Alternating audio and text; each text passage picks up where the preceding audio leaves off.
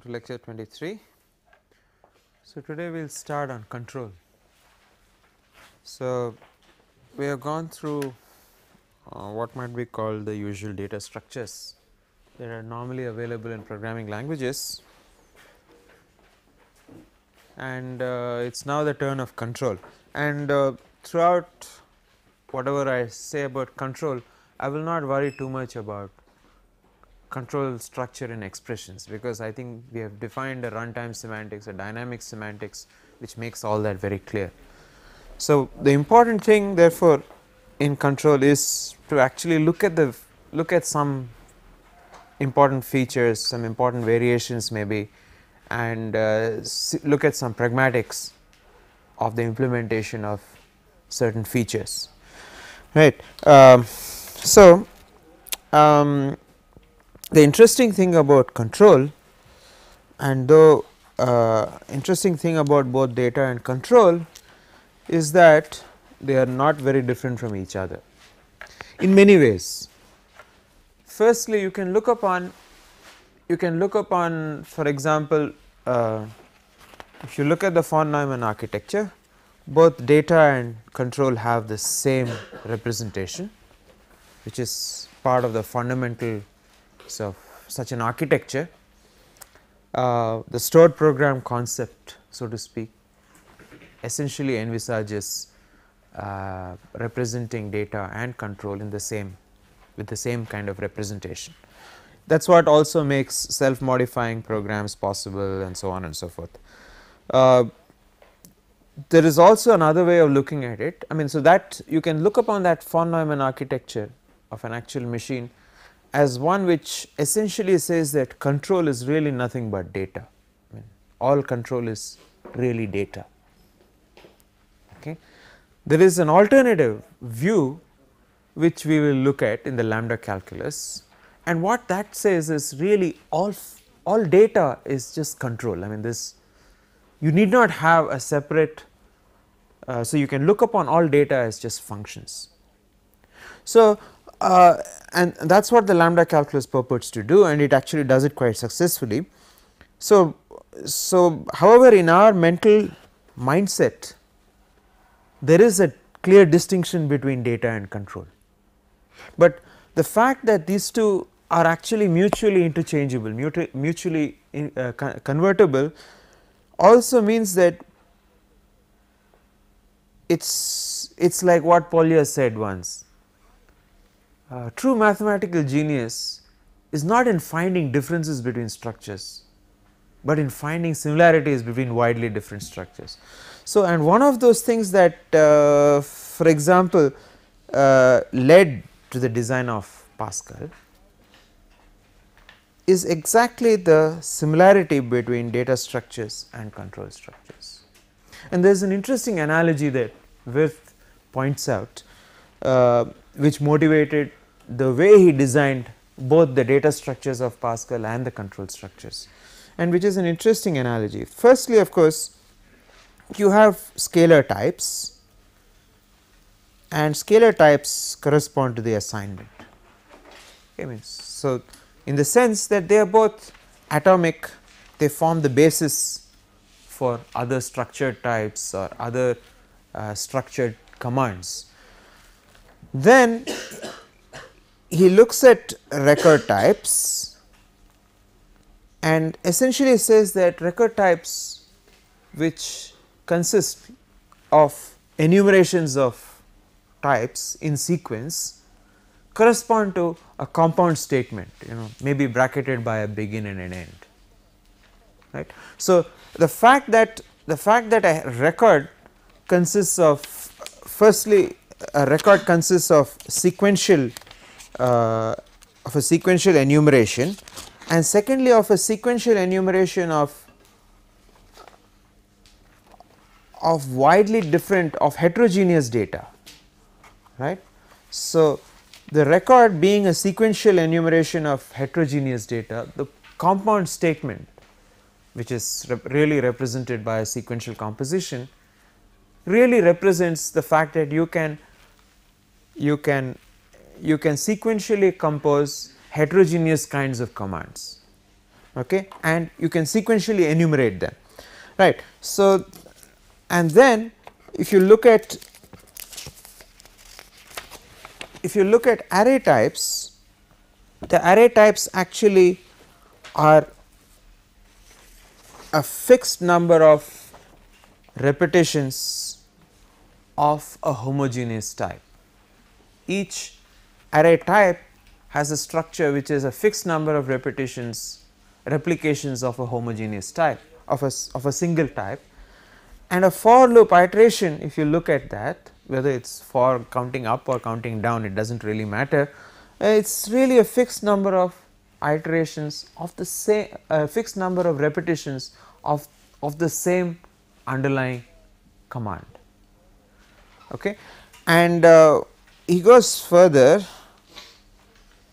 and says file types really correspond to indefinite iteration, right. So, a file type is just a sequence. Remember that a file type is homogeneous in the sense that it is a sequence of elements of the same type, and an of unbounded size, and an indefinite iteration in the form of a while loop or a repeat until is really a form of indefinite number of repetitions of the same kind of command, right. So, and so the while and the repeat actually are like the file type, and they represent essentially an indefinite number of repetitions of some homogeneous kind of element, whether it be a command or a type, right. And you can actually carry this thing further, and you could look at variant records. Variant records, if you look at variant records, they correspond more or less to conditionals. I mean, there is a case analysis. So, a particular case of case analysis when there are only two possibilities. So, if or if then else, all kinds of conditional statements really are like variants in a record, and so there is a very close analogy between variant records and conditionals, and that also motivates why he has used similar reserved words in all these data and control structures that he has designed. And lastly, of course, we can look upon procedures and functions. Mainly if you look at recursion, then you also have a corresponding recursive data type, which is a pointer type, right. So, the main thing about recursive procedures and functions is that recursion is an important control structure, and it is also an important data structuring facility in Pascal, right. And Wirth actually stops there, but one could go further. If you look at non-recursive data types, if you look at non-recursive procedures and functions, what they essentially give you is an abstraction of control, and corresponding to that you have abstract data types, which are an abstraction of data. So, they provide, when you look at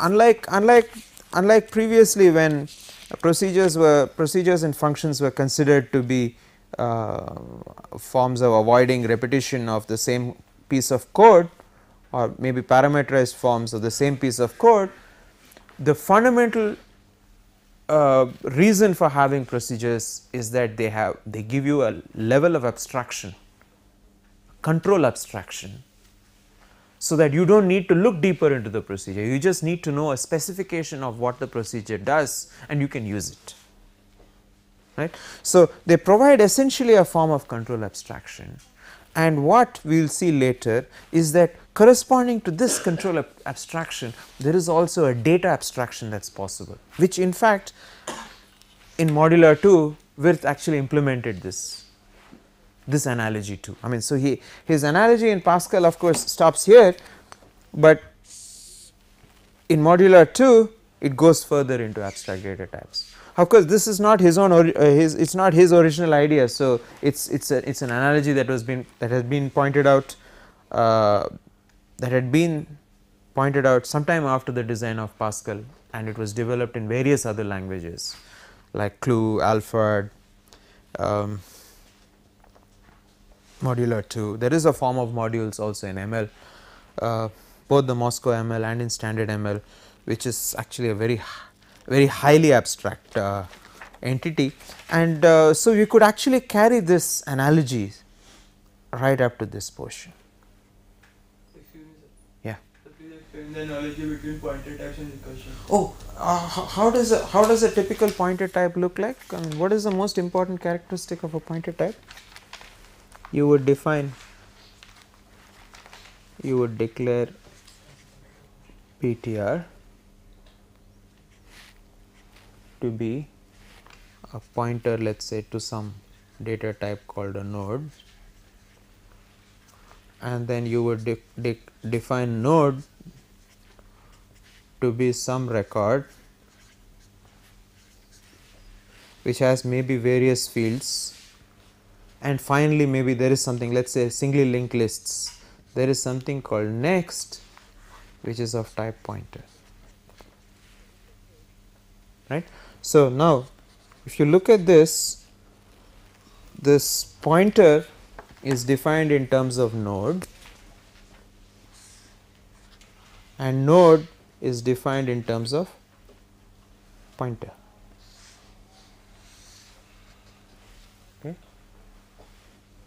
Okay. Now if you unfold, so this is a case of mutual recursion. If you unfold the recursion, you can express essentially, structurally at least, a node in terms of itself, right. I mean that is the fundamental purpose. You want to define a data structure recursively, so that you do not have to give fix any bounds and so on and so forth, right. So this is actually a case of mutual recursion, and I mean you could pull it apart, unfold it, merge these definitions together, and you would get a definition of a node in terms of itself, right. And that is really how a singly linked list works, for example, yeah, or any other kind of recursive data structure. I mean we have lots of these, all these dynamic structures are recursive in that sense, tree structures, list structures, they are all recursive data structures, yeah. So and so let's look at one particular form of the analogy which has to do with the file types and indefinite iteration, right. So if you look at file types and indefinite iteration, what I said was that the most important thing when you look at file types, in the last time we said that a file is really nothing but a sequence, I mean, right. So except that it is a finite sequence, finite but unbounded sequence, right. So if it is a finite but unbounded sequence, essentially it is a solution of a definition of an equation of this form, all right.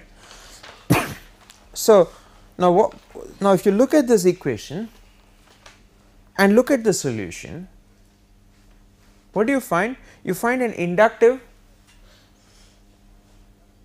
the solution has been defined inductively, and that forms a part of the iteration, that forms part of an iterative solution. So you have an inductive solution for essentially a recursive fixed point equation, for essentially a recursive definition or a fixed point equation. And what I said was that there is the solutions to such equations is actually very similar in all branches of mathematics.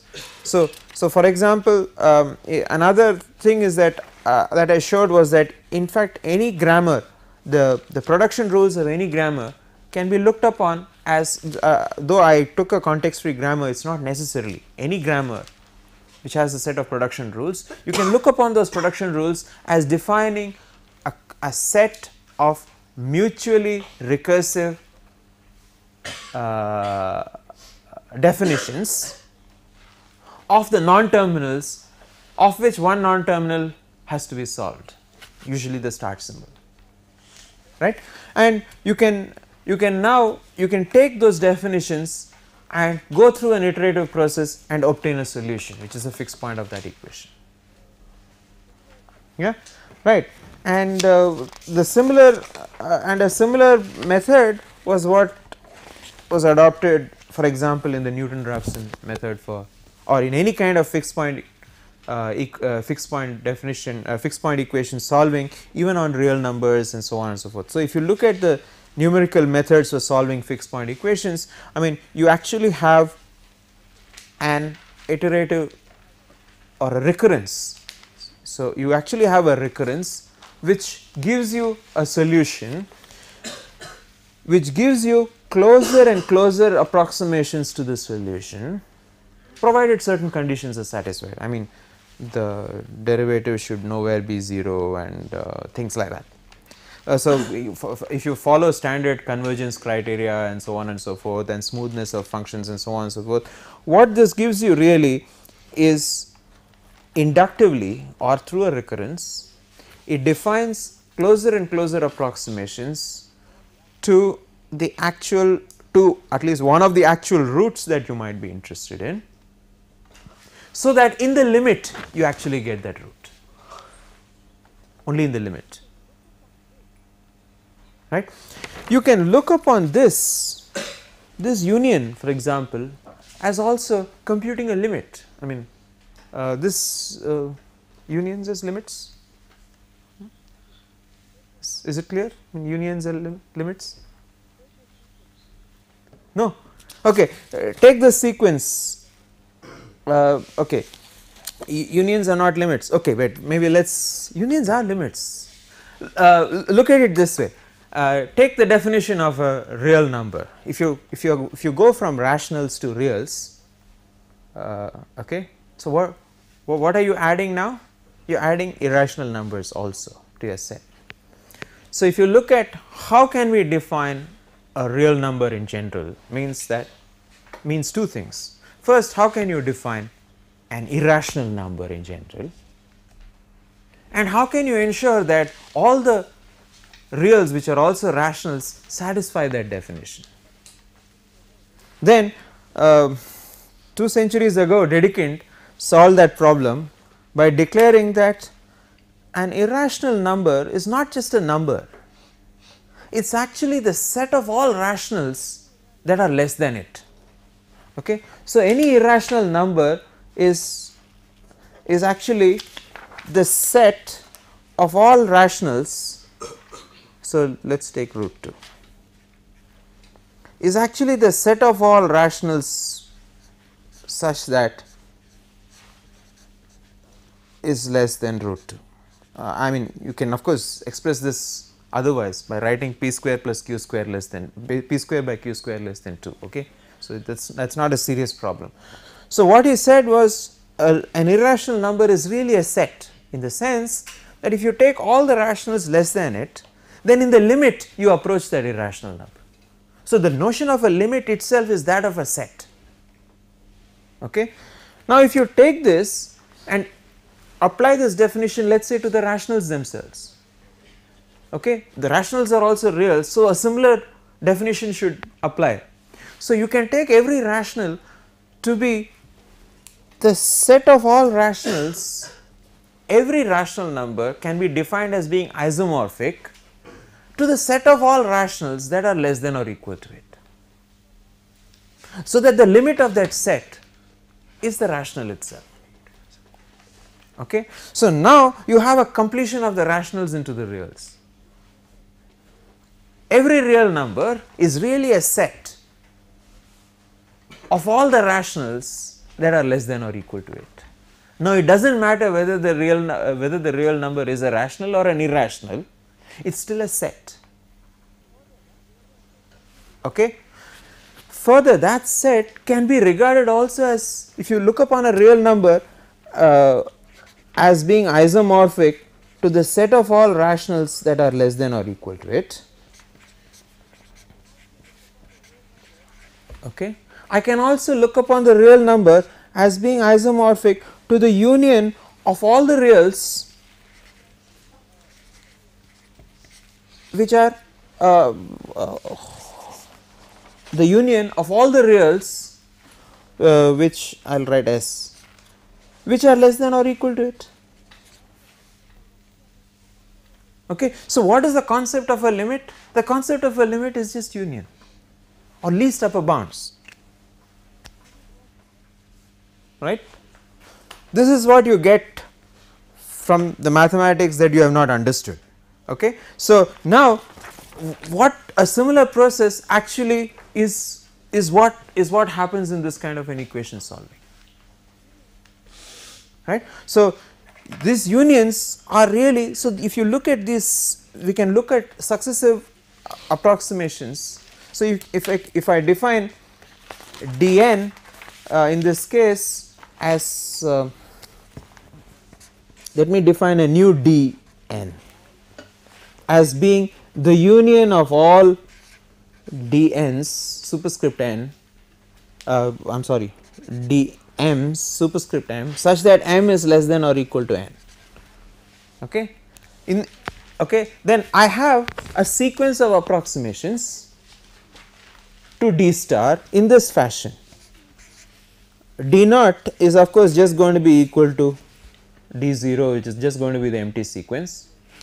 D1 is going to be equal to d0 plus d1 and so on and so forth, right. So, dk plus 1 is going to be equal to d naught plus d1 plus and so on up to dk, right. So, what we get is a chain of increasing approximations d naught subset of d1 subset of and so on and so forth, dk subset of dk plus 1 and so on and so forth.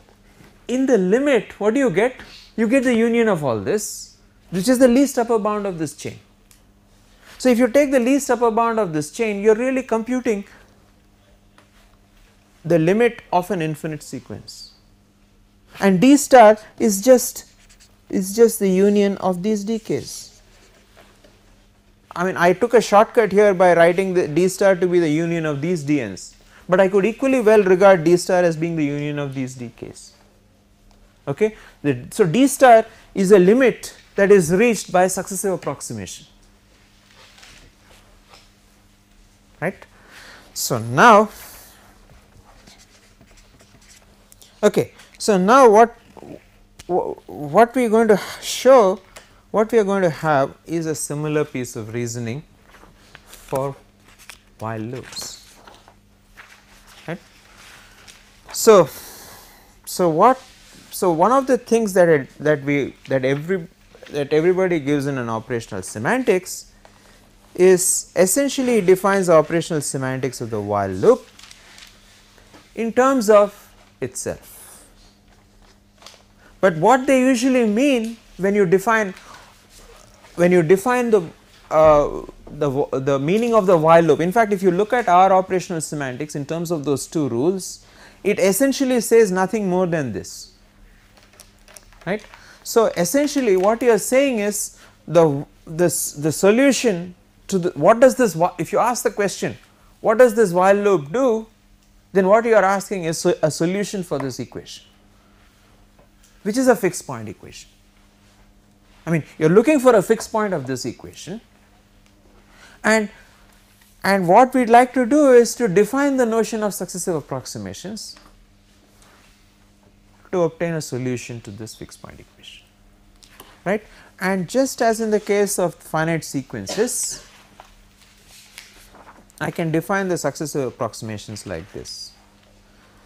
So, firstly, like we have an undefined value in expressions, I can define an undefined command, in the sense that any looping command is an undefined command. Okay.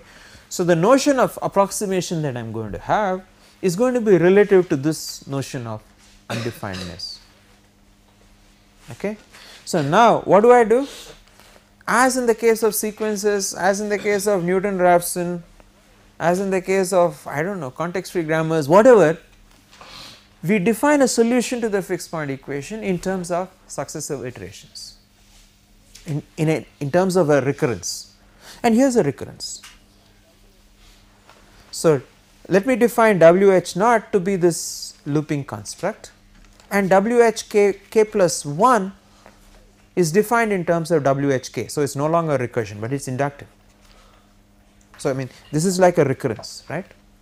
So, essentially what we are saying is I will define WHK plus 1 to be this construct if B then begin C followed by WHK. Okay. And what I am essentially saying by this construction is that supposing I have a while loop, and supposing it for the in the given state it requires some k iterations to terminate, okay, then its behavior is exactly captured by WHK plus 1.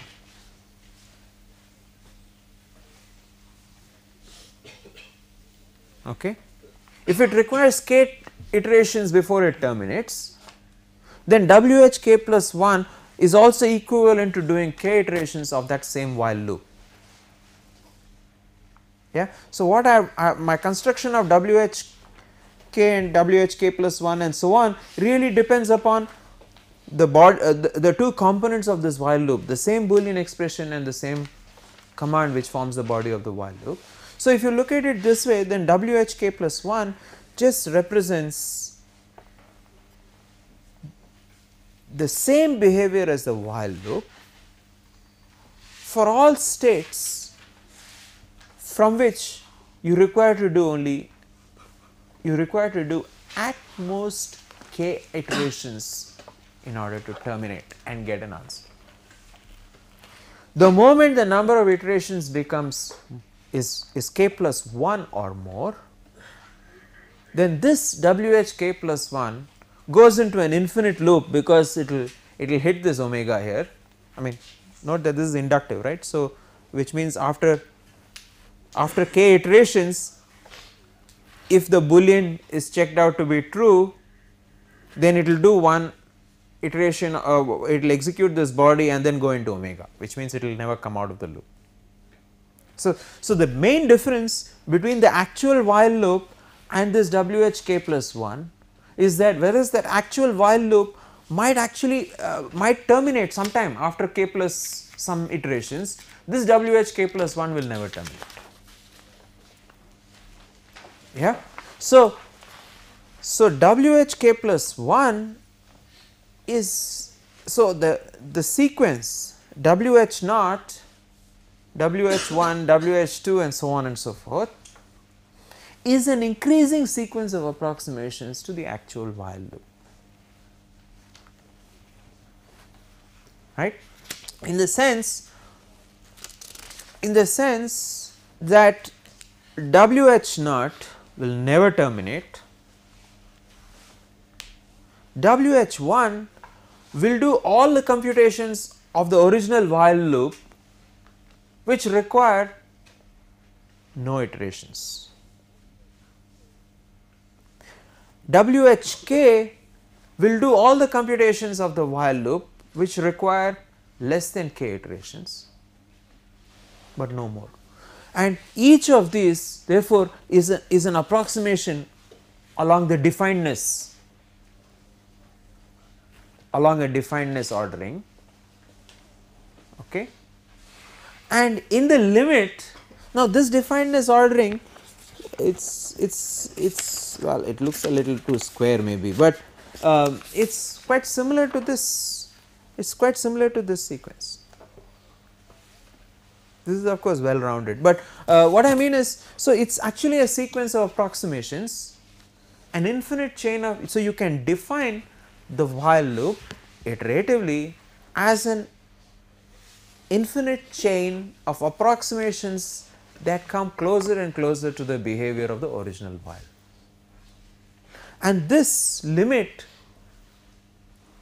where k tends to infinity, I mean this is a loose way, right, I mean Dedekind would not have agreed to this, but what I mean is corresponding to this less than or equal to, it is possible to show blah blah blah that this ordering on programs is partial order, it is not just a partial order, least upper bounds are well defined.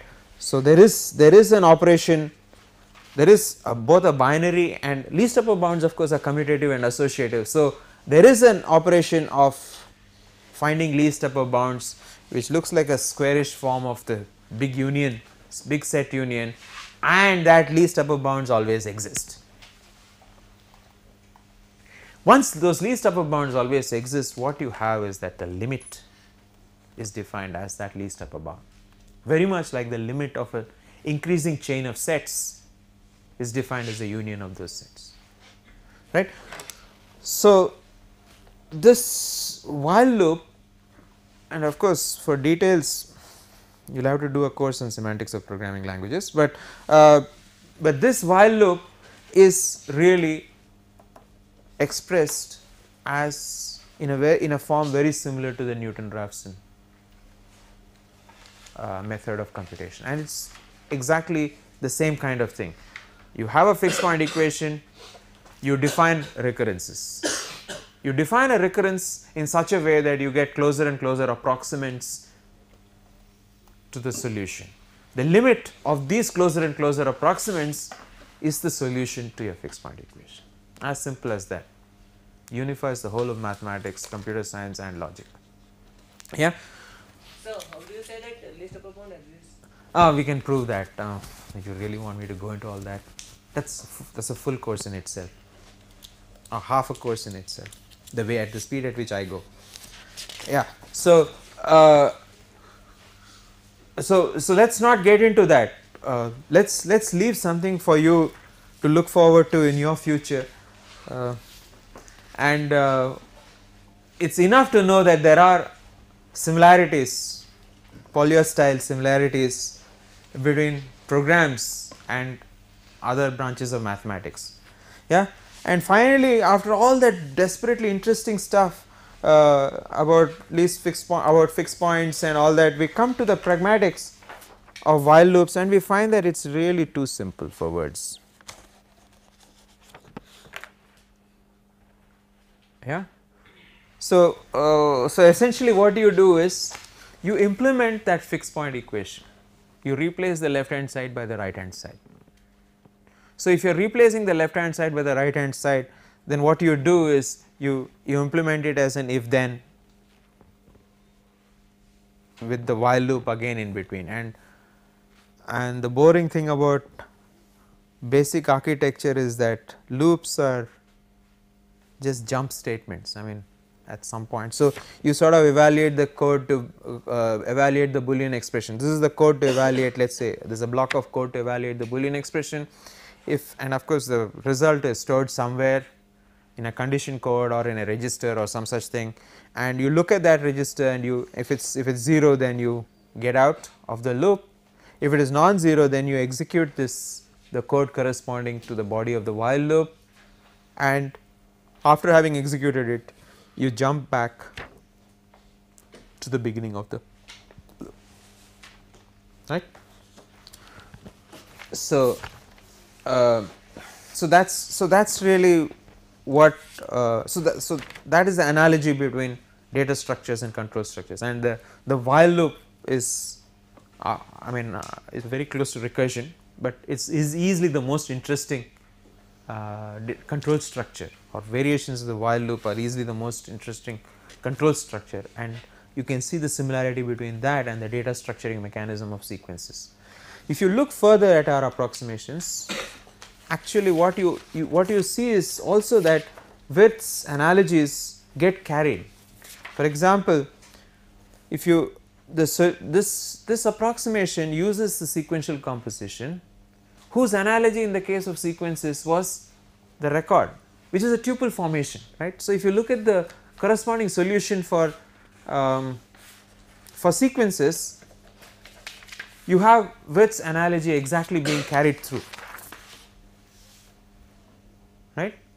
And then we have a case analysis here which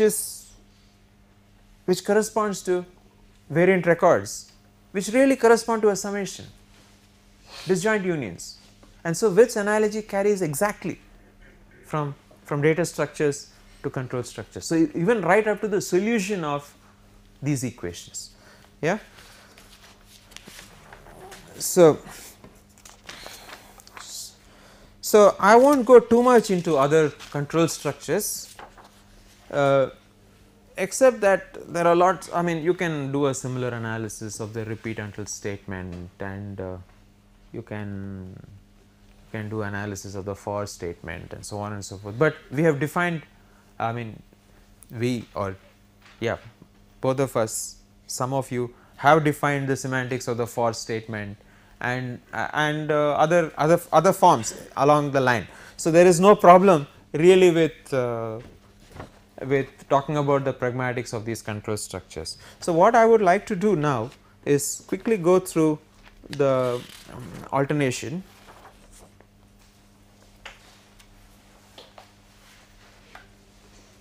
Yeah. So other variations of the control structures you will find in the next tutorial sheet. So that saves me a lot of hassle. Okay. So the if then else of course has this straightforward syntax directed translation. The if then has a similar straightforward syntax directed translation. You can look at any compiler like the PL0 to see that the only thing is if you are implementing things in a non-recursive fashion. For example, if you are not using a recursive descent parsing technique. If you are using a recursive descent parsing technique, then there is really no problem in the code generation of the translation, because as part of the parsing, the moment you have recognized an if then or an if then else statement, you would generate the code for it. The code that is generated actually by the if statement block, if statement procedure, is really whatever is given in black.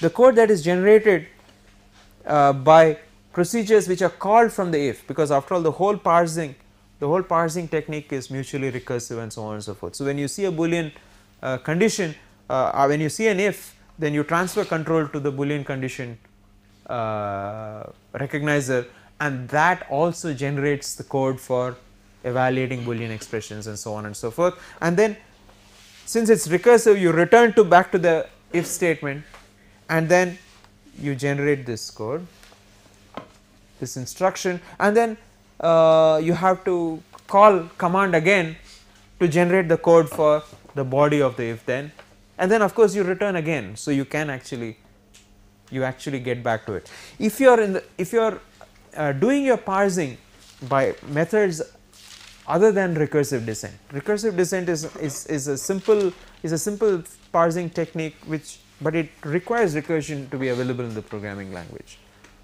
right. So if you are using something other than recursion in your parsing technique, then what you normally do is, you normally backpatch. And what is backpatching? You after you have generated this code, I mean there is a forward reference to this label, right. I mean you do not know what is going to be the instruction number corresponding to this out. When you generate this, you do not really know what is going to be the instruction number corresponding to this, right. So after generating C, after generating the code for C, only then you know what is going to be the instruction corresponding to this, right. So what you do is you keep this blank and make a pass backwards and fill up this address at all this appropriate occurrences. So what you do is you actually maintain a list of blanks which have to be filled up. For each different label, you actually maintain that list and keep filling it up backwards as you go, right. So as you get a new reference to this is something that is useful, for example, when you are programming in assembly language, you have to know it, right, otherwise you are going to get into some deep trouble. So you chain all references to the same label, especially forward references. Backward references there is no problem, because you can always see the backward reference, you know the number of the instruction which is labeled with a backward reference, but forward references you create a chain of all the forward references, and when the forward reference address is finally got resolved, you traverse backward on the chain and fill up all the gaps with that address. I mean, it is called back patching or forward chaining. Yeah. Similarly, if similarly in the case of an if then else, what it means is that you have to generate 2 jumps to some outer portion, and you could generate these codes recursively. Yeah. Right. The most important thing that as far as conditionals are concerned, otherwise things are not very not particularly interesting, except that there is something that is often used which I thought one should look at, and that is the case statement. So, if you look at a standard Pascal like case statement, then one way of looking at this case statement is that it is actually equivalent to, semantically equivalent to this sequence of statements, right. I mean, I can look upon this either as a sequence of booleans which equate E with each of these integers and then executes a corresponding body. Yeah. So, either I can look upon it as this piece of code, or I could look upon it as an if then else, a huge nested if then else which checks for each of these cases in sequence. But the whole point about the case statement is that it is a very highly symmetrical statement, and what one would like is that the order of occurrence should not matter. I mean, for example, it's the alternatives should commute and associate in any order, right. And but the more serious pragmatic problem is that if the evaluation of E itself can create side effects, then what it means is that this equivalence, this semantic equivalence is no longer valid, right. This semantic equivalence. So, the case statement is really something you evaluate E.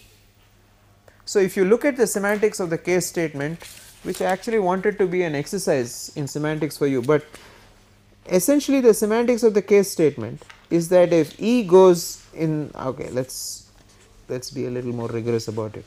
Given a state sigma, if E goes to on 0 or more evaluations to a value m, then this case which I leave unspecified and sigma goes in one step to what? Cm comma sigma, right. This would be my rendering of the semantics of the case statement, and this rendering means that the expression E is evaluated exactly once, it is not evaluated. So, only if you specify this as the meaning of the case statement can you ensure somehow that there are no arbitrary numbers of iterations possible, there are no arbitrary numbers of evaluations of the expression E possible, right. And this is a simple enough rendering, and so what we would like to ensure, even in the case of side effects, if this definition has to be, if this rendering has to be true, then what it means is that E should be evaluated only once, right. So, what most implementations of the case statement actually do is that they look upon the case as a form of switch, right. So, what they do is they look upon the case as a sort of switch, and so what you do is you evaluate E only once, and let us assume that the code for evaluating E stores the value of E in some register R, right. So, then what you do is you create what is known as a jump table. So, if there are n cases to be considered, then you generate n jump instructions in sequence. So, and what you do is you also generate an instruction which jumps to whatever is the current instruction pointed plus whatever is the value of E. I mean, for the present moment I have taken E to be an integer expression, okay, but if it is something else, enumerated data type, or as long as it is some enumerated data type, I can always map that expression to an integer expression from 1 to n, right. So, then what it means is that I jump directly to an appropriate instruction in this jump table. There is only one possible jump, and that itself gives a jump to the code, to an appropriate code. So, what happens is that if I have the labels L1 to Ln in successive instructions, and if this expression evaluates to some m, then I would be jumping to the mth instruction in this table. So, this is the jump table. Okay, so it is actually like an array of, okay, so it is actually like an array of jump statements, and you jump to Lm, and that in turn is a jump to the actual piece of code which constitutes the body of that case. So, this will ensure, for example, that E is evaluated exactly once, and it is evaluated very fast. I mean, since you are not doing repeated evaluations of E, E could be a very complicated expression. What it means is that you are making a very efficient implementation of the cases by using a switch rather than using a sort of equivalent, shady equivalent. It is not always equivalent if there are side effects, using if thens or if then else's, right. However, of course, what all this means, if this implementation has to be successful, what it means is that this E cannot be anything other than an enumerated linearly ordered type with a well defined successor predecessor function, okay, except for the extremal points, of course. Secondly, if the case analysis is not exhaustive, your automatic code generation for a case that is not listed in the case statement, what it will give is a no op. I mean, there is going to be a blank instruction. If the case analysis in the statement is not exhaustive, then what it means is that you would have generated that label Lm, you would have also generated a corresponding Lm, but there might be nothing in that Lm.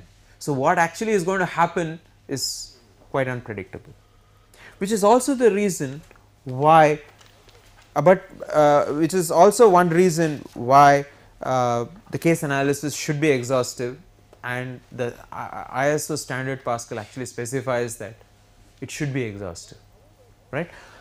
But however, what you can do is that at translation time itself you can actually point out an error for each case statement to determine whether the case analysis is exhaustive or not, okay. Except now and so what it means is that since the runtime checking is going to be very difficult, you should do all this analysis at the translation time, which of course most Pascal compilers do not, right. They do not, and further what has happened is that most implementations of Pascal also they assume that you are going to have such a large number of cases that you may not want to exhaustively do case analysis. So, what they have is an else clause or an others clause which acts as a default in case none of those cases is true, okay. Now, the problem with that is that I may have just forgotten one case, then without my intending to, it actually goes into the else clause or the others clause and executes something and gives me wrong results.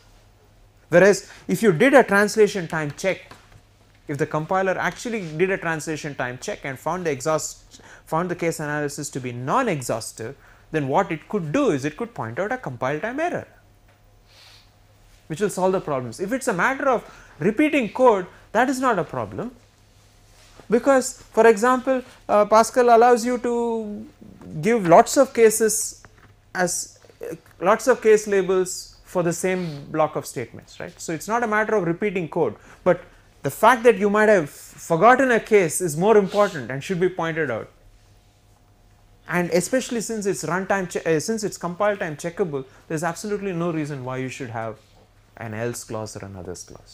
Excuse me, sir. Yeah. So how do you know what are the values that the case could get? That is, suppose you have an integer type. Exactly. That is the main problem with this, right.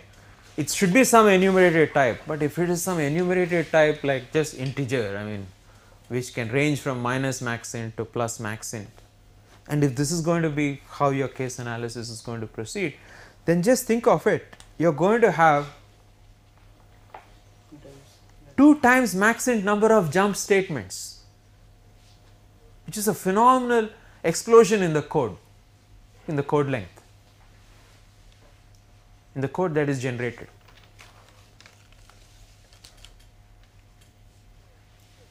Right. So, of course, but it is in the programmer's own interest in such cases to use an if then else and rather than a case statement.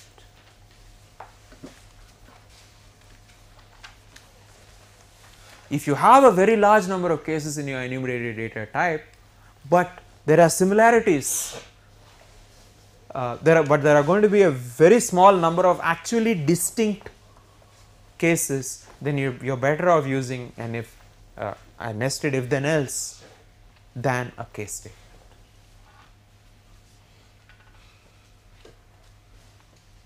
What about an intermediate? Which intermediate case? I mean, it's a decision that you as a programmer have to take, right? Is it better for me to use a case statement in this case, in this kind of a situation, or is it better to? This is one extreme. Others, you actually have supposing E actually belongs to some finite enumerated data type, user defined enumerated data type, then there is absolutely no reason why you cannot use the case statement. Okay. But if it belongs to a sub-range type which is going to be huge, then it is a programmer's decision to decide, is it more efficient to use a case statement or to use an if then else nested. Then what should be the optimum compiler's decision?